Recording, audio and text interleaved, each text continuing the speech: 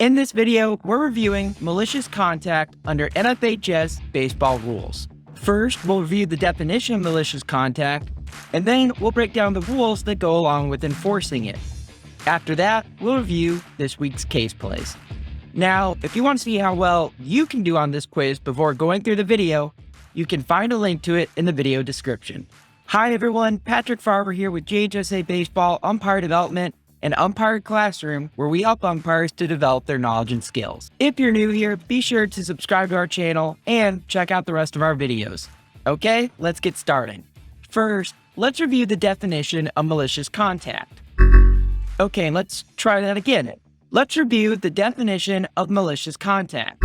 So, one strange thing about the NFHS baseball rules is that they don't actually define what malicious contact is. And without defined in the rule book, there are several other places that we have to turn to try and build a definition. Now, strangely enough, one place that the NFHS does provide a definition for malicious contact is in the NFHS softball rules. NFHS softball 2-35.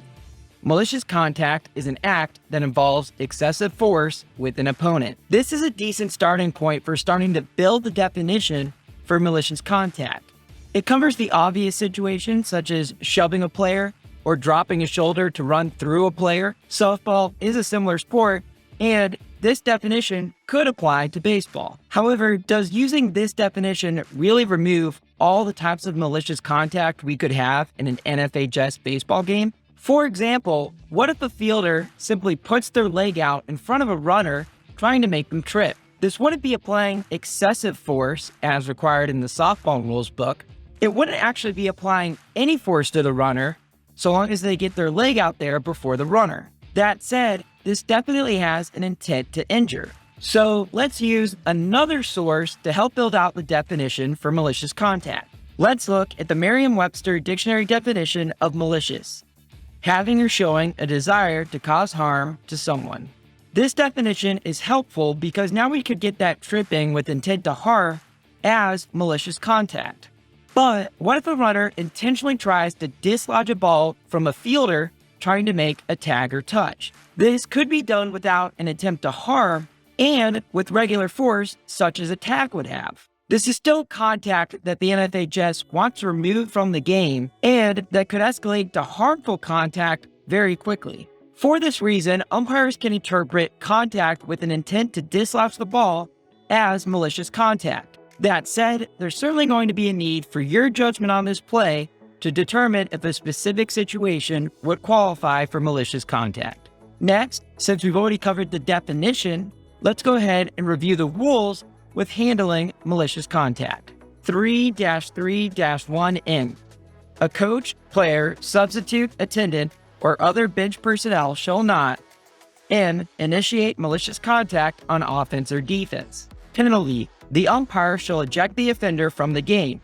Failure to comply shall result in game being forfeited. In M, the ball is immediately dead if on offense the player is ejected and declared out, unless he has already scored. If the defense commits the malicious contact, the player is ejected.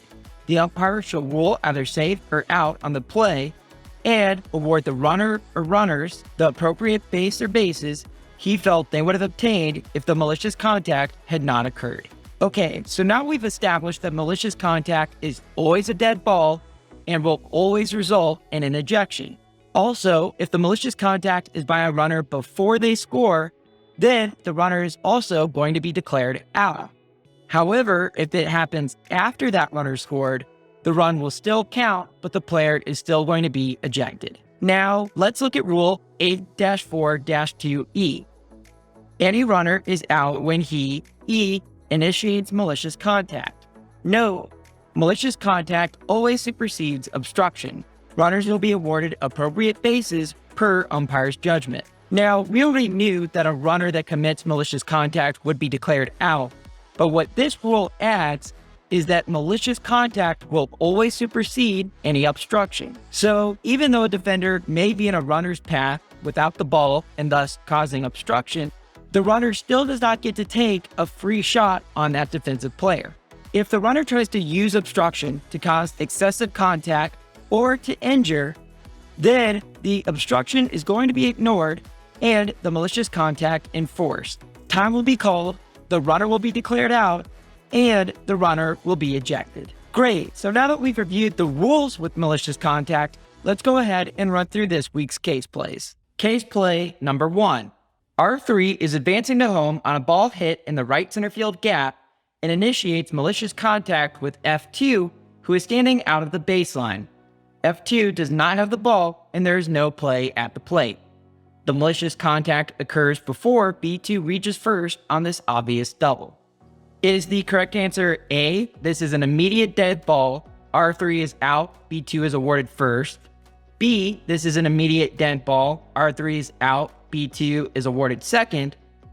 Or C, this is a delayed dead ball, R3 is out, B2 shall continue to play and advances at his own risk. The correct answer here is A. This is malicious contact, which makes it an immediate dead ball. R3 will be declared out and ejected for the malicious contact, and the batter runner will be awarded first base. Case play number 2. R3 is advancing to home on a ball hit in the right center field gap and initiates malicious contact with F2, who is standing out of the baseline. F2 does not have the ball and there is no play at the plate. The malicious contact occurs after B2 rounds first on this obvious double. Is this A, this is an immediate dead ball, R3 is out, B2 is awarded first. B, this is an immediate dead ball, R3 is out, B2 is awarded second. Or C, this is a delayed dead ball, R3 is out, and B2 shall continue to play and advances at his own risk. The correct answer here, again, would be A. This is an immediate dead ball because it's malicious contact. R3 is going to be declared out, and the batter runner will have to go back to first because that's the last base they legally touched before time was called. Case play number 3. Upon rounding second, R1 maliciously runs into F6, who is obstructing his base path by being in the baseline. Is this A, this is obstruction, R1 is awarded third. B, this is malicious contact and obstruction, R1 is awarded third and ejected at the conclusion of play. A substitute will continue running the bases. Or C, this is malicious contact and the obstruction is ignored. R1 is out and ejected.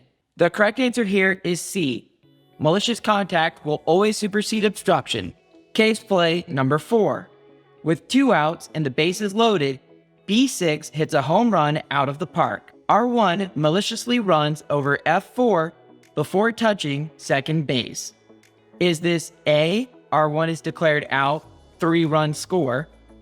B, R1 is declared out, 2-run score? C, R1 is declared out, no run score? Or D, R1 is declared out, any runners that had touched the plate before the malicious contact score, the others do not. The correct answer here is C, R1 is declared out and no run score. The reason being, R1 is forced to advance to second on this play because the batter became a runner. Because they were declared out before having reached second, that would be a third out, force out to end the inning, and no runs will score. Case play number 5. With 2 outs and the bases loaded, B6 hits a home run out of the park. R1 maliciously runs over F5 before touching third. Is the correct answer A, R1 is declared out, 3-run score? B, R1 is declared out, 2-run score? C, R1 is declared out, no run score? Or D, R1 is declared out, any runners that had touched the plate before the malicious contact score, and the others do not. The correct answer here is D. R1 is going to be out for the malicious contact. Because third base is not a base that R1 was forced to advance to, this will be a time play. Any runners that had crossed the plate before that third out would score, and the others would not. Case play number 6. With no outs and R2 on second base, B2 hits the ball in the gap. R2 touches and rounds third and heads for home, and initiates malicious contact with F2 before touching the plate? Is this A, R2 is out and ejected, the batter runner must return to the last legally acquired base at the time of the malicious contact, or B, R2 is out and ejected, the batter runner is placed where the umpire believes they would have achieved had the malicious contact not occurred? The correct answer here is A, R2 is out and ejected for the malicious contact.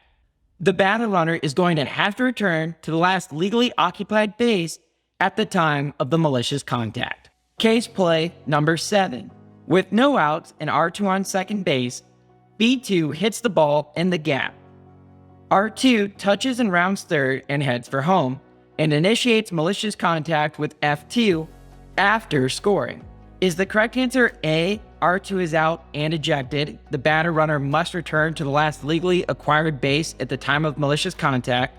B, R2 is out and ejected, the batter runner is placed where the umpire believes they would have achieved had the malicious contact not occurred? C, R2 is ejected and the run counts, the batter runner must return to the last legally acquired base at the time of the malicious contact? Or D, R2 is ejected and the run counts, the batter runner is placed where the umpire believes they would have achieved had the malicious contact not occurred? The correct answer here is C. This is malicious contact, but it's done after the runner scores. This means the run is still going to count, but we do have an immediate dead ball and an immediate ejection of the player that committed the malicious contact. And again, the batter runner must return back to their last legally occupied base at the time of the malicious contact. So there you have it, our review of malicious contact under NFHS baseball rules. If you found this video helpful, be sure to check out the rest of our videos, and you can sign up for our weekly rules quiz in the video description below. Thanks again for watching, everyone, and as always, I look forward to seeing you on the field.